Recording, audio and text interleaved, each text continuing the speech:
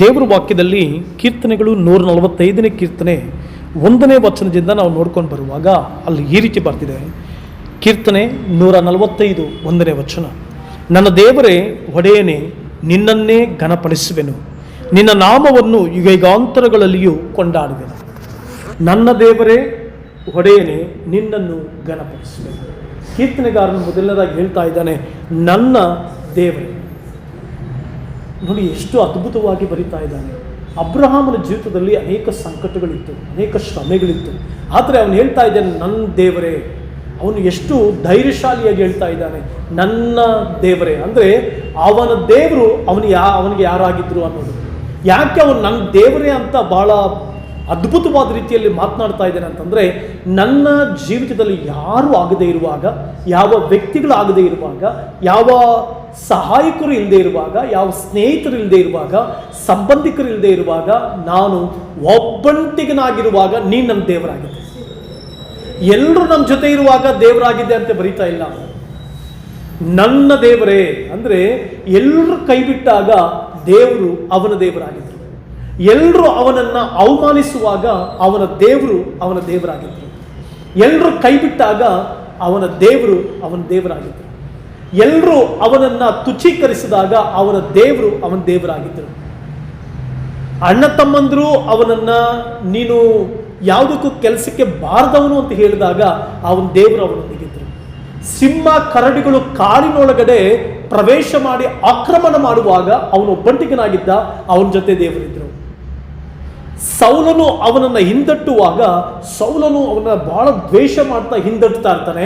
ಆವಾಗ ಅವನ ದೇವರು ಅವನ ಜೊತೆ ಇದ್ದಿದ್ದರಿಂದ ನನ್ನ ದೇವರೇ ಎಂಬುದಾಗಿ ಕರೀತಾ ಇದ್ದಾನೆ. ಆತನು ಆತ್ಮಸ್ವರೂಪಿ, ಆತನು ಸರ್ವವ್ಯಾಪಿಯಾದ ದೇವರು. ಅದನ್ನು ಅರ್ಥಂತ ದಾವೀದ ಅವನ ಜೊತೆ ನಿತ್ಯ ಯಾರೂ ಇರಲಿಲ್ಲ. ಕೆಲವು ಸಾರಿ ಅವನು ಒಬ್ಬಂಟಿಗನಾಗಿರಬೇಕಾಗಿತ್ತು, ಕೆಲವು ಸಾರಿ ಒಬ್ಬನೇ ಕಷ್ಟಪಡಬೇಕಾಗಿತ್ತು, ಕೆಲವು ಸಾರಿ ಒಬ್ಬರೇ ಬಹಳ ಪ್ರಯಾಸ ಪಡಬೇಕಾಗಿತ್ತು.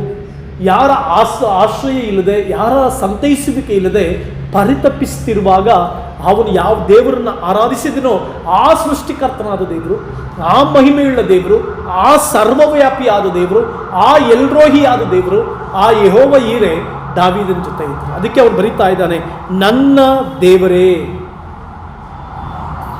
ನನ್ನ ದೇವರು ನೀನೇ ಅಪ್ಪ, ನನಗೆ ಆಶ್ರಯ ನೀನೇ ಅಪ್ಪ, ನನ್ನ ಜೀವಿತದಲ್ಲಿ ನನ್ನನ್ನು ನಡೆಸುವವನು ನೀನೇ ಅಪ್ಪ ಅಂತ ದೇವರಿಗೆ ಅದಕ್ಕೆ ನನ್ನ ದೇವರೇ ಮತ್ತೆ ಒಡೆಯನೇ ಅಂತ ಕರೀತಾ ಇದ್ದಾನೆ. ಮೈ ಲಾರ್ಡ್, ನನ್ನ ಒಡೆಯ ನೀನೇ ಸ್ವಾಮಿ. ನನ್ನ ಮೇಲೆ ಯಾರೂ ಇಲ್ಲ, ನನಗೆ ಹೀಗೆ ನಡಿ, ಈ ರೀತಿ ನಡಿ ಅಂತ ಹೇಳ್ಕೊಡೋರಿಲ್ಲ, ನನಗೆ ಜೀವಿತ ಯಾವ ರೀತಿ ನಡೆಸ್ಕೊಡ್ಬೇಕಂತ ಹೇಳ್ಕೊಡೋರಿಲ್ಲ, ನನ್ನ ಬದುಕಿಗೆ ಯಾರೂ ಒಡೆಯಿರಿಲ್ಲ ಸ್ವಾಮಿ, ನೀನೇ ನನ್ನ ಒಡೆಯ. ನನ್ನ ಜೀವಿತಕ್ಕೆ ಒಡೆಯ ನೀನು, ಮೊದಲನೇದಾಗಿ ನನ್ನ ಪ್ರಾಣಕ್ಕೆ ಒಡೆಯ ನೀನು. ಅನೇಕರು ನನ್ನ ಪ್ರಾಣಕ್ಕೆ ಹೊಂಚು ಹಾಕುತ್ತಿರುವಾಗ ನೀನು ನನ್ನ ಪ್ರಾಣವನ್ನು ಕಾಪಾಡುವವನಾಗಿದ್ದೆ, ನನ್ನ ಜೀವಿತವನ್ನು ಕಾಪಾಡುವವನಾಗಿದೆ, ನನ್ನ ಬದುಕನ್ನು ಕಾಪಾಡುವವನಾಗಿದೆ. ಆದ್ದರಿಂದ ನೀನು ನನ್ನ ಒಡೆಯ, ನನ್ನ ಒಡೆಯನೇ. ಅಂದರೆ ನನ್ನ ಕೆಲಸ ಕಾರ್ಯಗಳು, ನನ್ನ ಜೀವಿತ ಎಲ್ಲ ಯಾರ ಒಡೆತನದಲ್ಲಿದೆ? ದೇವರ ಒಡೆತನದಲ್ಲಿದೆ. ಎಷ್ಟು ಅದ್ಭುತವಾಗಿ ದಾವೀದ ಬರೀತಾನೆ, ನನ್ನ ದೇವರೇ, ನನ್ನ ಆತ್ಮ ರಕ್ಷಕನು ನೀನೇ, ನನ್ನ ಕಾಯುವ ಕುರುಬನು ನೀನೇ, ನನ್ನ ನಡೆಸುವಂಥ ದೇವರು ನೀನೇ, ನನ್ನ ಸಕಲ ವಿಧಾನಗಳಲ್ಲಿ ನನ್ನನ್ನು ಕಾಪಾಡುವಂಥ ದೇವರು ನೀನೇ, ನೀನೇ ನನ್ನ ದೇವರು, ಸಕಲ ಕಾರ್ಯಗಳನ್ನ ನಿನ್ನ ಕೈನಲ್ಲಿ ಕೊಡ್ತೀನಿ ಸ್ವಾಮಿ ಅಂತ ನನ್ನ ದೇವರೇ ಅಂತಾನೆ. ನನ್ನ ಒಡೆಯನೇ ಅಂತಂದರೆ ನನ್ನ ಜೀವಿತದ, ನನ್ನ ಪ್ರಾಣದ ಒಡೆಯನು ನೀನೇ. ನಾನು ನಿನ್ನ ಒಡೆತನದಲ್ಲಿದ್ದೀನಿ ಸ್ವಾಮಿ, ನಿನ್ನ ಅಧೀನದಲ್ಲಿದ್ದೀನಿ ಸ್ವಾಮಿ. ನೀನು ನಡೆಸಿದ ಹಾಗೆ ಸಮಸ್ತ ಜೀವರಾಶಿಗಳಿಗೆ ಒಡೆಯ ಆತ, ಸಮಸ್ತ ಕಾರ್ಯಗಳಿಗೆ ಯಜಮಾನ ಆತ, ಸಮಸ್ತ ಕ್ರಿಯೆಗಳಿಗೆ ಯಜಮಾನ ಆತ. ನಾವು ಆರಾಧಿಸುವಂಥ ದೇವರು, ಆ ದೇವರೇ ನಮಗೆ ಒಡೆಯನಾಗಿದ್ದಾನೆ. ದಾವೀದ ಹೇಳ್ತಾ ಇದ್ದಾನೆ, ನನ್ನ ದೇವರೇ, ನನ್ನ ಒಡೆಯನೇ, ನಿನ್ನನ್ನೇ ಘನಪಡಿಸ್ತೇನೆ. ನನಗೆ ನಾಯಕನಾಗಿ ನನ್ನ ನಡೆಸಿದವನು ನೀನಪ್ಪ, ನನಗೆ ಯಜಮಾನನಾಗಿದ್ದು ನನ್ನ ಕಾಪಾಡಿದವನು ನೀನಪ್ಪ, ನನ್ನ ಆತ್ಮ ರಕ್ಷಕನಾಗಿದ್ದವ ದೇವರು ನೀನಪ್ಪ ಅಂತ ಹೇಳಿ ನಿನ್ನನ್ನು ಘನಪಡಿಸ್ತೇನೆ. ಪ್ರಿಯ ದೇವರ ಮಕ್ಕಳೇ, ನಮ್ಮ ದೇವರು ನಮ್ಮ ರಕ್ಷಕನಾಗಿದ್ದಾನೆ, ನಮ್ಮ ಕಾಯುವಂಥ ಕುರುಬನಾಗಿದ್ದಾನೆ, ನಮ್ಮ ಒಡೆಯನಾಗಿದ್ದಾನೆ, ಆತ ನಮ್ಮನ್ನು ನಡೆಸ್ತಾನ, ಆತನ ಒಡೆತನದಲ್ಲಿ ನಾವಿದ್ದೇವೆ. ಆದುದರಿಂದ ನಾವು ಆತನ ಘನಪಡಿಸಬೇಕು, ಆದುದರಿಂದ ನಾವು ಆತನಿಗೆ ಸಕ್ಕ ಘನತೆಯನ್ನು, ಗೌರವವನ್ನು ಕೊಡ್ತೇವೆ. ನಾನು ಘನತೆಯನ್ನು ಘನಪಡಿಸುವೆನು, ನಿನ್ನ ನಾಮವನ್ನು ಯುಗಾಂತರಗಳಲ್ಲಿಯೂ ಕೊಂಡಾಡಬೇಕು. ದೇವರನ್ನ ಘನಪಡಿಸುತ್ತಾ ದೇವರನ್ನ ಕೊಂಡಾಡಬೇಕು.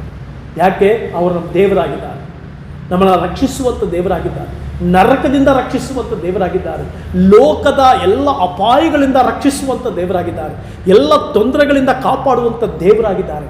ನಮ್ಮ ಆತ್ಮ ಪ್ರಾಣ ಶರೀರಗಳಿಗೆ ಆತನೇ ದೇವರು. ನಾವು ಆರಾಧ್ಯ ದೈವವು ಆತನೇ, ಮತ್ತೆ ಆತನ ನಮ್ಮ ಒಡೆಯನಾಗಿದ್ದಾನೆ. ಆತನ ಅಧೀನದಲ್ಲಿ ನಾವು ಬದುಕ್ತಾ ಇದ್ದೇವೆ, ಆತನ ಹಸ್ತದ ಕೆಳಗಡೆ ನಾವು ಬದುಕ್ತಾ ಇದ್ದೇವೆ. ನಮ್ಮ ಪ್ರಾಣದ ಒಡೆಯ, ನಮ್ಮ ಜೀವಿತದ ಒಡೆಯ, ನಮ್ಮ ಕುಟುಂಬದ ಒಡೆಯ, ಎಲ್ಲ ಕಾರ್ಯಗಳಿಗೂ ಒಡೆಯ ಆತನೇ. ಆತನು ನಮ್ಮನ್ನು ಕಾಯುವಂಥ ಗುರಾಣಿಯಾಗಿದ್ದಾನೆ, ನಡೆಸುವಂಥ ಯಜಮಾನನಾಗಿದ್ದಾನೆ. ಆದುದರಿಂದ ನಾವು ಆತನನ್ನು ಕೊಂಡಾಡಬೇಕು, ಆತನನ್ನು ಘನಪಡಿಸಬೇಕು. ಮತ್ತು ದಿನಂಪ್ರತಿ ನಿನ್ನನ್ನು ಕೀರ್ತಿಸುವೆನು, ದಿನಂಪ್ರತಿ ದೇವರನ್ನು ಕೀರ್ತಿಸಬೇಕು. ಬೆಳಗ್ಗೆ ಎದ್ದಾಗಿನಿಂದ ಸಾಯಂಕಾಲ ಮಲಗುವವರೆಗೂ.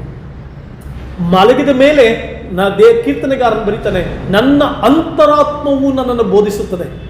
ನಮ್ಮ ದೇಹ ಮಲಗಿರ್ಬೋದು, ನಮ್ಮ ಆತ್ಮ ದೇವರನ್ನು ಸ್ತುತಿಸ್ತಾರೆ, ನಮ್ಮ ಆತ್ಮ ದೇವರನ್ನ ಕೊಂಡಾಡ್ತಾರೆ, ನಮ್ಮ ಆತ್ಮ ದೇವರಿಗೆ ಸಲ್ಲಿಸ್ತಾನೆ. ದೈವವಾಗಿ ನಾವು ಬೆಳಗ್ಗೆ ಎದ್ದಾಗ ಆತನಿಗೆ ಸ್ತುತಿ, ಆತನಿಗೆ ಸ್ತೋತ್ರ. ರಾತ್ರಿ ಮಲಗುವಾಗಲೂ ನಮ್ಮ ಅಂತರಾತ್ಮವು ದೇವರಿಗೆ ಸ್ತುತಿಯನ್ನು ಸಲ್ಲಿಸಬೇಕು. ಸೊ ಅದು ಮತ್ತೆ ನಿನ್ನ ನಾಮವನ್ನು ಯುಗಾಂತರಗಳಲ್ಲಿಯೂ ಸ್ತುತಿಸ. ನಮ್ಮ ಬಾಯಿನಲ್ಲಿ ದೇವರ ವಾಕ್ಯದಲ್ಲಿ ಬರೆದಿದೆ, ನನ್ನ ಬಾಯಲ್ಲಿ ನಿನ್ನ ಸ್ತೋತ್ರ ಬಲ್ಲದೆ ಮತ್ತೊಂದಿಲ್ಲ. ದೇವರಿಗೆ ಸ್ತೋತ್ರ, ಎಲ್ಲ ಕಾರ್ಯಗಳಿಗಾಗಿ ಸ್ತೋತ್ರ, ಎಲ್ಲ ಸಂಗತಿಗಳಿಗಾಗಿ ಸ್ತೋತ್ರ, ಎಲ್ಲ ಕ್ರಿಯೆಗಳಿಗಾಗಿ ಸ್ತೋತ್ರ, ಎಲ್ಲ ಕಾರ್ಯಗಳು ನಡೆಸುವಾತನಾದ ದೇವರಿಗೆ, ಸಕಲ ಕಾರ್ಯಗಳು ನಡೆಸುವಂಥ ದೇವರಿಗೆ ಸ್ತುತಿ ಸ್ತೋತ್ರಗಳು. ಆದುದರಿಂದ ಪ್ರಿಯ ದೇವರ ಮಕ್ಕಳೇ, ಆತ ನಮ್ಮ ದೇವರಾಗಿದ್ದಾನೆ, ನಮ್ಮ ಒಡೆಯನಾಗಿದ್ದಾನೆ. ದೇವರನ್ನ ಸ್ತುತಿಸೋಣವಾ.